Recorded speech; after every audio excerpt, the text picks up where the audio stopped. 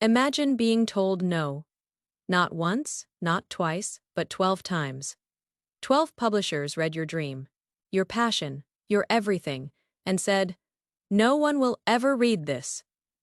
Now imagine if you had given up on the 12th, because that's exactly what almost happened to J.K. Rowling, the woman who created Harry Potter, the story that changed the world. Stay till the end. You won't believe how close she was to giving it all up. Before she was a billionaire author, before Hollywood came calling, J.K. Rowling was just another person, lost, broke, and barely holding on. She was a single mother in her early 30s, living in a small flat in Edinburgh, Scotland. Money was tight. She could barely afford to heat her apartment. Some days, she skipped meals so her baby daughter could eat. But even in those moments of darkness, she had a story in her head. A story about a lonely boy who lived under the stairs, a boy who didn't know he was special, but deep down, always believed he was meant for something more. She started writing Harry Potter and the Philosopher's Stone on an old typewriter, sometimes scribbling notes on napkins while sitting in cafes. People around her thought she was wasting her time. Writing children's stories, they said. You should find a real job. But Rowling wasn't chasing money, she was chasing meaning, and little did she know that stories she wrote in those cold cafes would one day warm the hearts of millions around the world. When Rowling finally finished her manuscript, she believed, this is it. Her dream was on paper, and all she needed was one person to believe in it.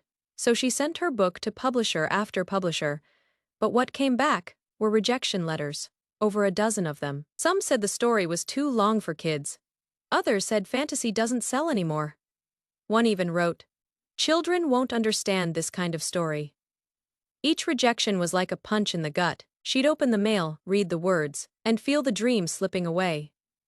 There were nights she cried herself to sleep, days she thought, maybe they're right, maybe I'm not good enough. But something inside her whispered. Keep going, she once said. I had nothing left to lose, and sometimes that makes you dangerous. So she kept sending it out one last time, and that final try changed everything.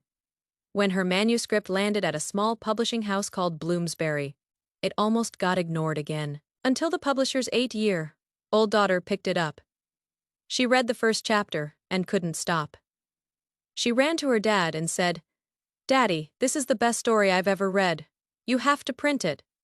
That one moment, a child's excitement changed everything. In 1997, Harry Potter and the Philosopher's Stone hit the shelves. Only 500 copies were printed at first.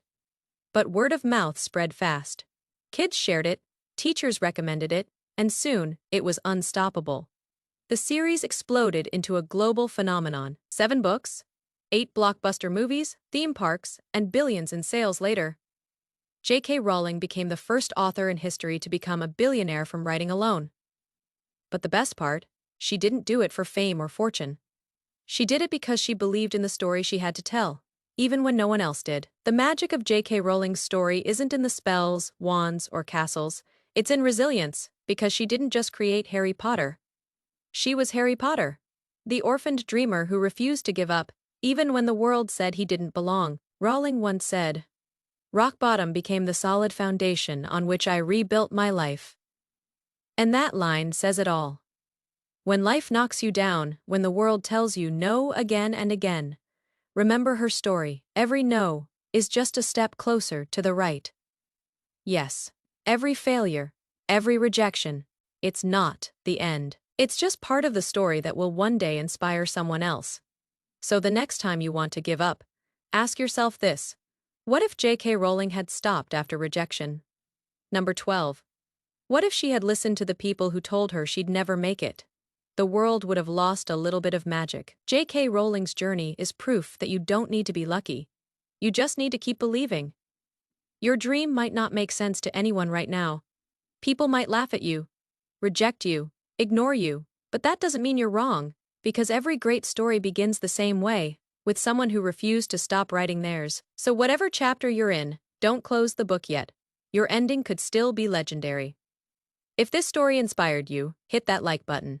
Subscribe for more real-life motivation every week, and tell me in the comments, what's your dream that you're not giving up on? Because who knows? Maybe one day, the world will be telling your story.